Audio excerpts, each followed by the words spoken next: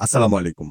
সম্প্রতি সামাজিক মাধ্যমে সাবেক সংসদ সদস্য মেজর অবসরপ্রাপ্ত আখতারুজ্জামানের একটি রাজনৈতিক বিশ্লেষণ বেশ আলোচনার জন্ম দিয়েছে।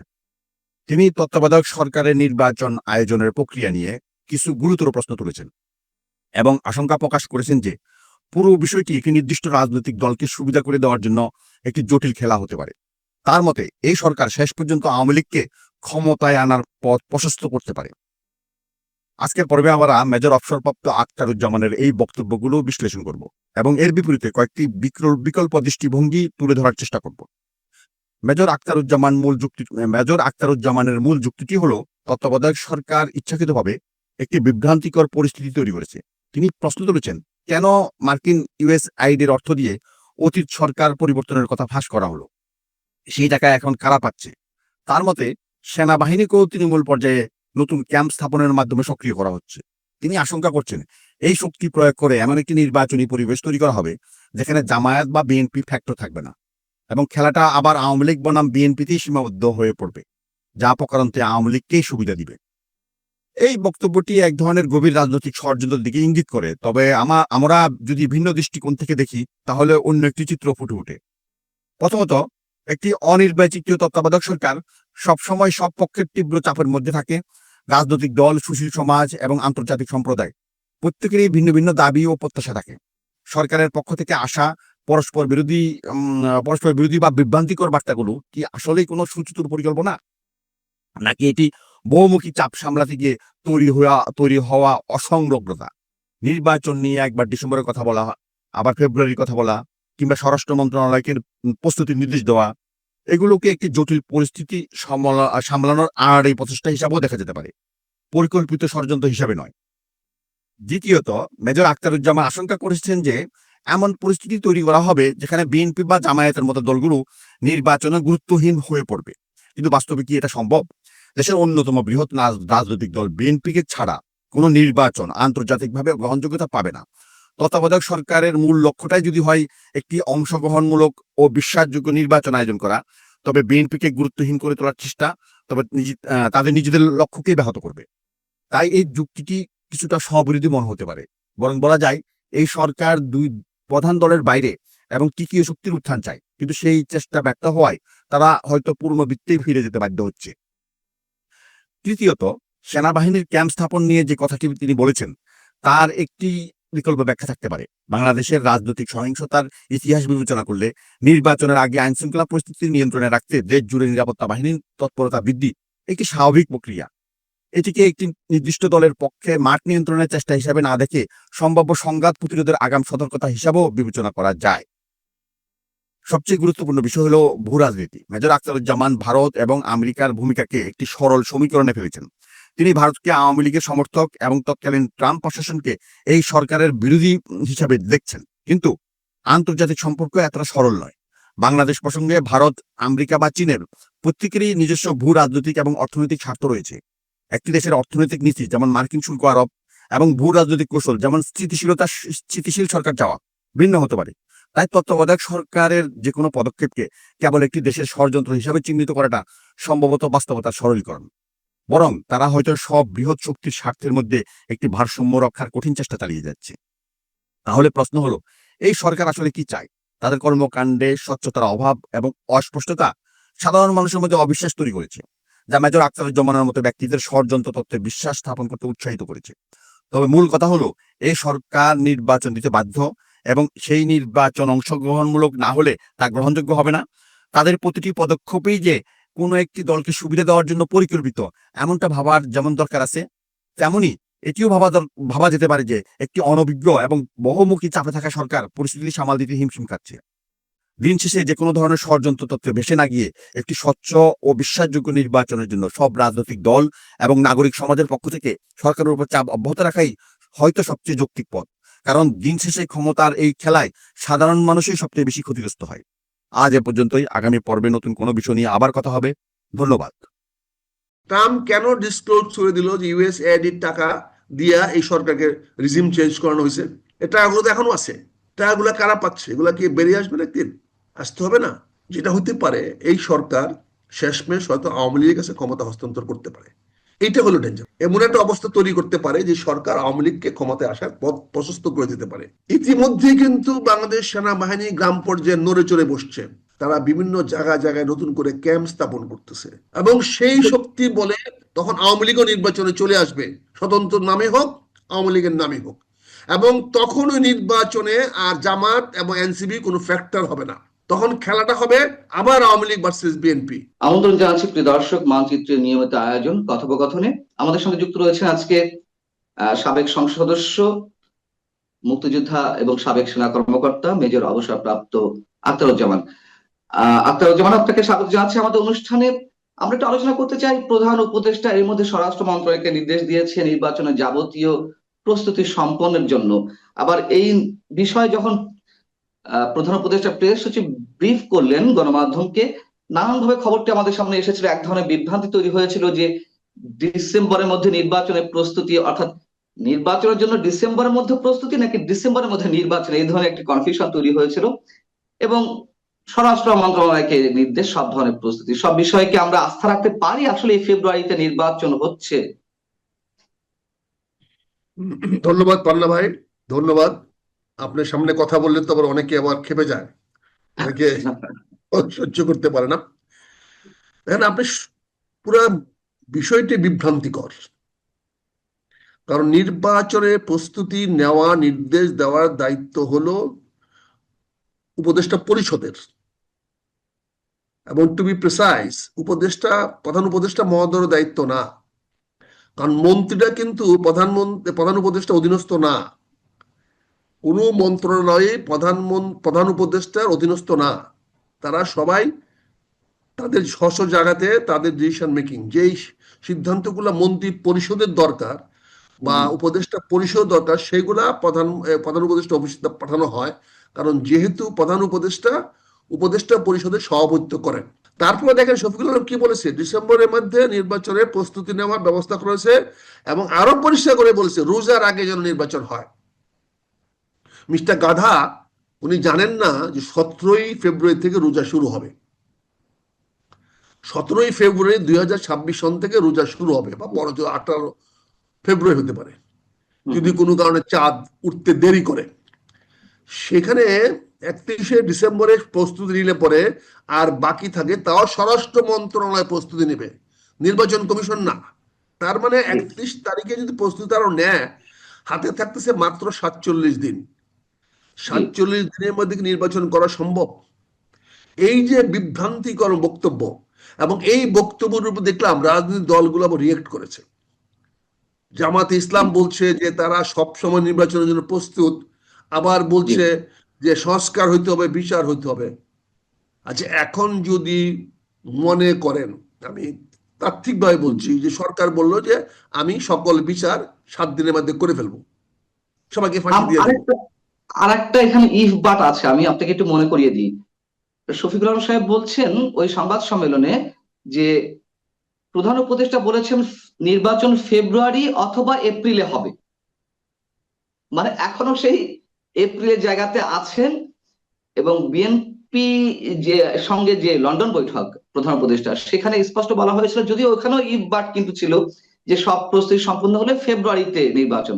আবার এখানে এসে আবার সে 7 এপ্রিল, মানে সবকিছু নিয়ে কি একটা গুগলি খেলা হচ্ছে?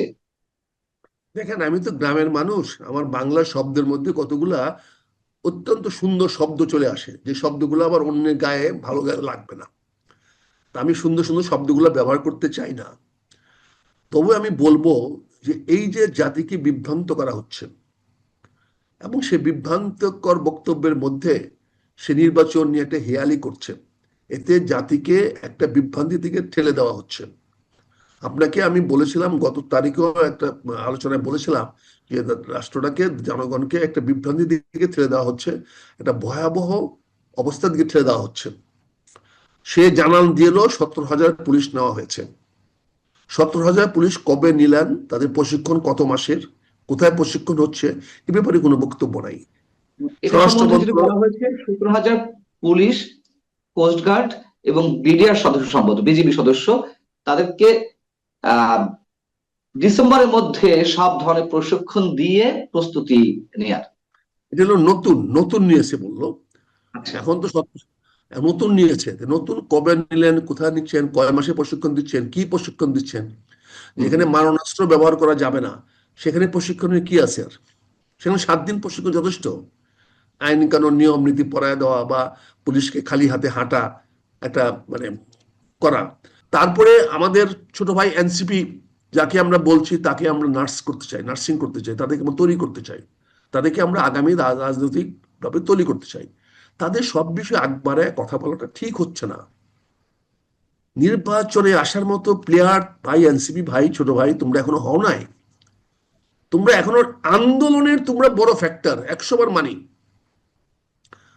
হামলা মামলা মব জাস্টিস এগুলা করার জন্য তোমরা উস্তাদ, এগুলোর মধ্যে তোমাদের কোনো সামনে কেউ দাঁড়াতে পারবে না।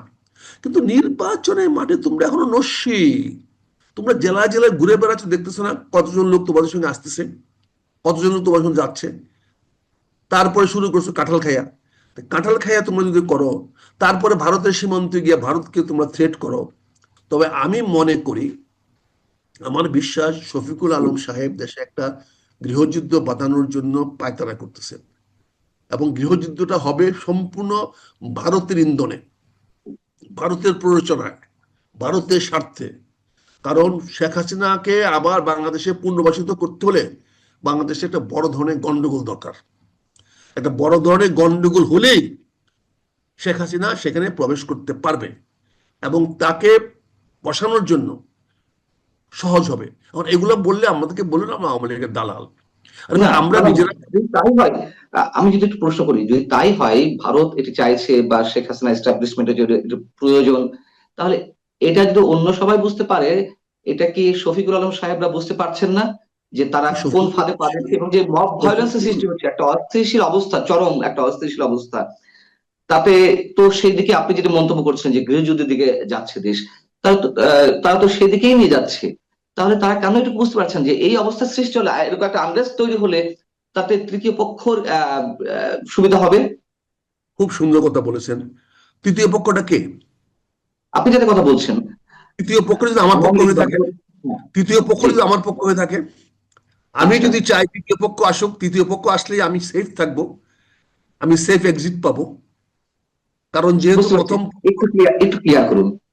এখন মনে করেন যদি আজকে দুইটা পক্ষে বিবাদ লাগে, হুম, হুম, দুজনে কেউ আমার পক্ষে না, ধরুন আওয়ামী লীগ বিএনপি আমার পক্ষে না, আহ, জামাত বা এনসিপি আমার পক্ষে না, তাহলে এই দুই পক্ষের যে জয়লাভ করুক তাতে আমার কি লাভ হবে, আমার কি ফায়দা হবে?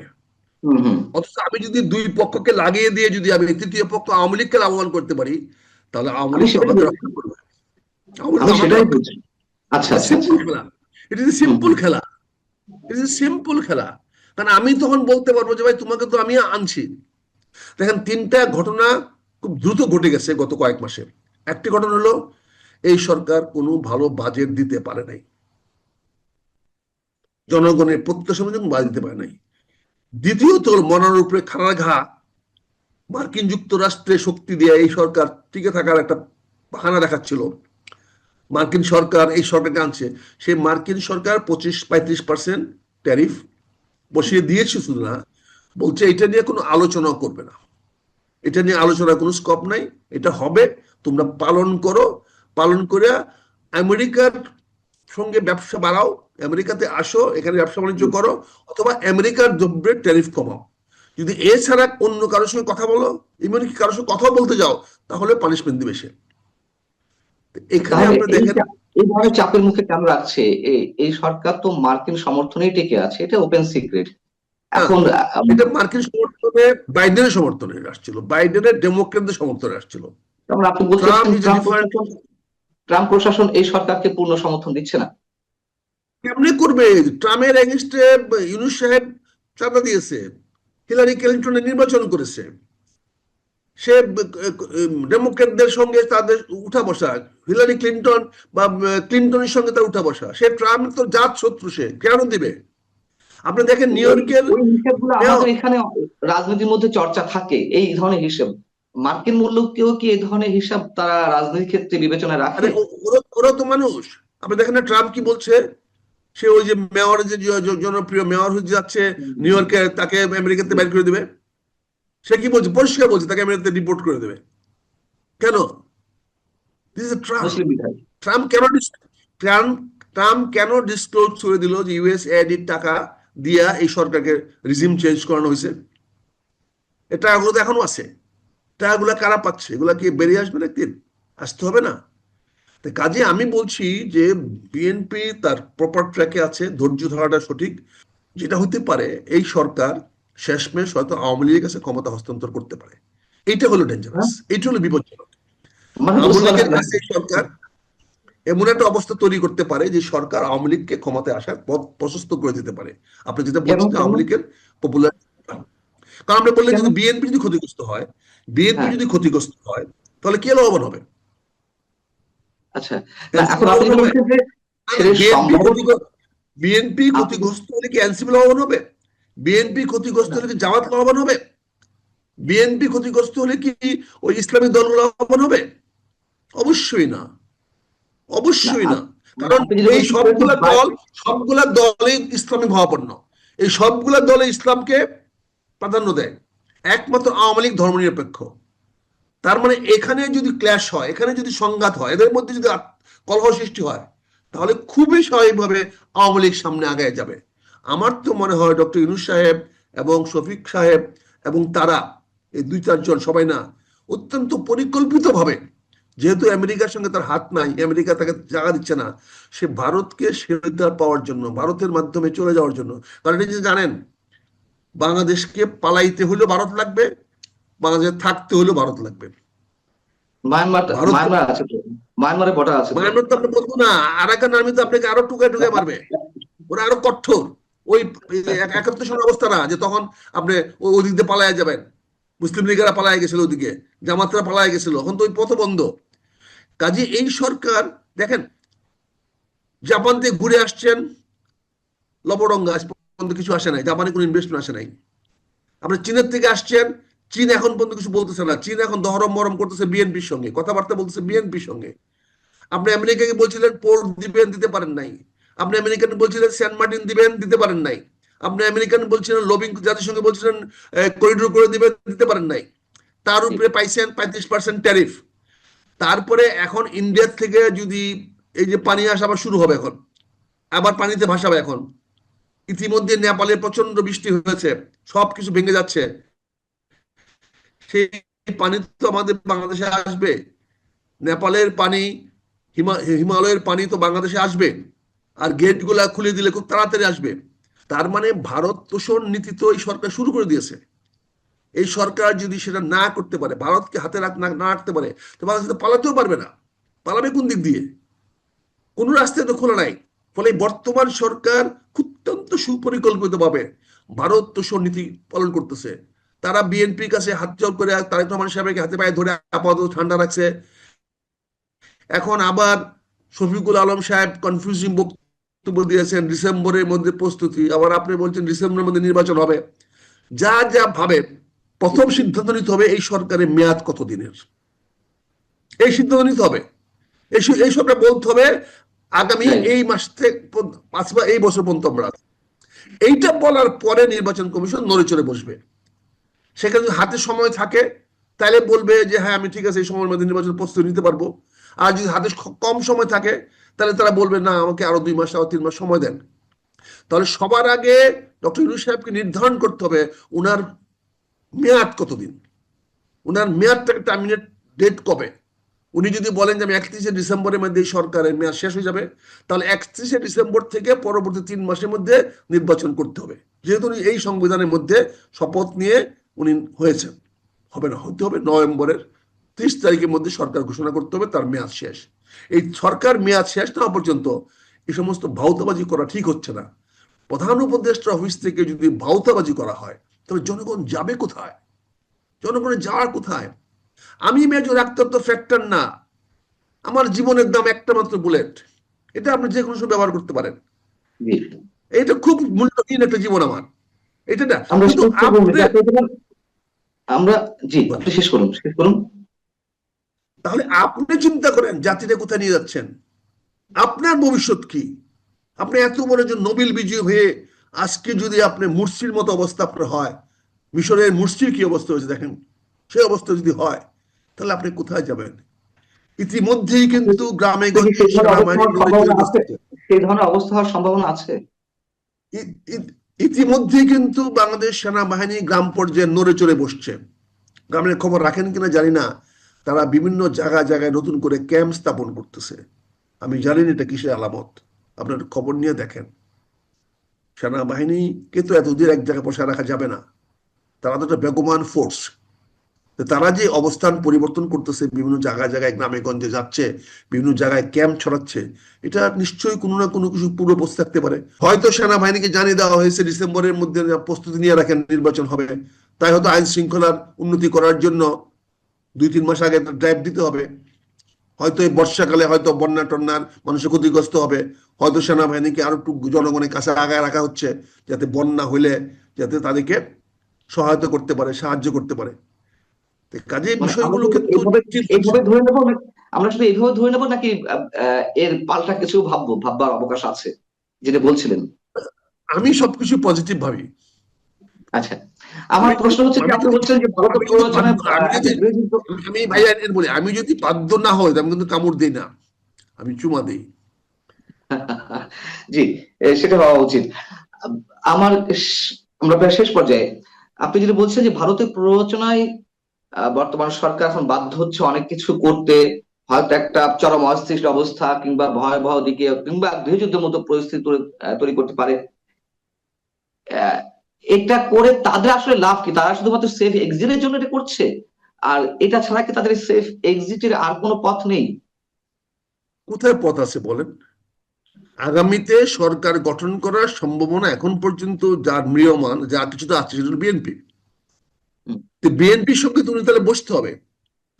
আর বিএনপি যদি নির্বাচনে আসার কথা বলে এবং বিএনপির সঙ্গে কথা বলে নির্বাচন দিতে যায়, তাহলে ধরে রাখেন, স্পষ্ট ধরে রাখেন, জামাত মানবে না, এনসিপি মানবে না, তাহলে নির্বাচন হবে না। তার নির্বাচন করতে হলে উনি সবাইকে নিয়ে ঐক্যতে আসতে হবে। তো ঐক্যমত এখন সম্ভব হবে না। তো এখন এর সম্ভব যখন পাল্টা হবে না, জি, না সম্ভব যখন হবে না, তখন উনি কারো না কারো শক্তিতে নির্বাচনের তারিখ ঘোষণা করে দেবে, এবং সেই শক্তি বলে তখন আওয়ামী লীগও নির্বাচনে চলে আসবে, স্বতন্ত্র নামে হোক, আওয়ামী লীগের নামে হোক। এবং তখন ওই নির্বাচনে আর জামাত এবং এনসিপি কোনো ফ্যাক্টর হবে না। তখন খেলাটা হবে আবার আওয়ামী লীগ ভার্সেস বিএনপি, বাকিরা আবার তাদের দলভুক্ত চলে যাবে, এবং সেখানে ভারত একটা বড় রোল প্লে করবে। আপনারা দেখেন, ট্যারিফে ভারতের ট্যারিফ বাড়ানো হয় নাই। আমাদের মতো গরিব দেশে 35%, আর ভারতের 20%, ভিয়েতনামের 20%। এখান থেকে বোঝার চেষ্টা করেন, ভারতকে দেওয়া হচ্ছে 20% ট্যারিফ শুল্ক, আমাদেরকে দেওয়া হচ্ছে 35%। ভিয়েতনামকে, আমাদের প্রতিযোগী গার্মেন্টসের সবচেয়ে বড় প্রতিযোগী হলো ভিয়েতনাম, সেই ভিয়েতনামকে দেওয়া হয়েছে 20%, আমাদেরকে দেওয়া হয়েছে 35%। এখান থেকেই বোঝার চেষ্টা করেন মার্কিন সরকারের, ট্রাম্প সরকারের, ট্রাম্প প্রশাসনের দৃষ্টিভঙ্গি আমাদের প্রতি কি। তারা আমাদের পক্ষে না বিপক্ষে, আমাদের সরকারের ভালো চায় না বিপক্ষে চায়। তো এখানে নির্বাচন ছাড়া কোনো পথ নাই, এই সরকার নির্বাচন ছাড়া কোথাও যেতে পারবে না। নির্বাচন সরকার দিতেই হবে, আর না হলে ক্ষমতা ছেড়ে পালাতে হবে। আমরা চাই না এই সরকার ক্ষমতা ছেড়ে পালাক, বা নির্বাচন দিতেই হবে। এই নির্বাচন দিতে হলে যত দেরি করবে ততই নির্বাচনটা আওয়ামী লীগের পক্ষে যাবে, ততই নির্বাচনে ভারতের প্রভাব বাড়বে, ততই নির্বাচনে যতই আমরা ভারতকে গালাগালি গালাগালি করব, যতই ভারতের বিএসএফ কে খুনি বলবো, ততই আমাদের বিরুদ্ধে ভারতীয় জনমত তৈরি করতে ভারতীয় সরকারের জন্য ভালো হবে। ভারতীয় সরকার বলতে পারবে যে বাংলাদেশের রাজনৈতিক দলগুলো আমার বিএসএফ কে খুনি বলতেছে, এখন আমরা কি করব? অবশ্যই ভারতীয় জনমত আমাদের পক্ষে আসবে না, অবশ্যই ভারতের জনগণ মোদী সরকারের পক্ষে যাবে, অবশ্যই মমতা ব্যানার্জির পক্ষে যাবে। তারা যদি আমাদের বন্ধু না হয়, আমার প্রতিবেশী যদি আমার বন্ধু না হয়, আমি তালা মেরে নিরাপদ থাকতে পারবো না, বাড়িতে দেওয়াল তুলে নিরাপদ থাকতে পারবো না। আমার নিরাপদ নিরাপদ থাকতে হলে আমার প্রতিবেশীর সঙ্গে আমার একটা একটা একটা ওয়ার্কিং সম্পর্ক রাখতে হবে, গুডউইল না হোক, ভালো না হোক, কিন্তু একটা ওয়ার্কিং সম্পর্ক রাখতে হবে। এই ধরনের বক্তব্য দিয়া, সীমান্তে এসে বক্তব্য দিয়া ওয়ার্কিং পরিবেশ হবে না। ভারত ক্ষেপলে কিছু হবে না, আমি জানি, জনগণ আছে, এই 20 কোটি মানুষ, আমরা আমাদেরকে রক্ষা করতে পারবো, কিন্তু আমরা শান্তিতে থাকতে পারবো না, আমরা ঠিক আছে। স্বস্তি থাকতে পারবো, অনেক আমাদের ধন্যবাদ, মধ্যে অনেক বিশৃঙ্খলা ধন্যবাদ। সৃষ্টি হবে। মির্জা আখতারুজ্জামান, অনেক ধন্যবাদ আমাদের সঙ্গে যুক্ত থাকার জন্য। ভালো থাকুন আপনি, ভালো থাকুন প্রিয় দর্শক, আপনারা সবাই। শেষ করছি, আল্লাহ হাফেজ।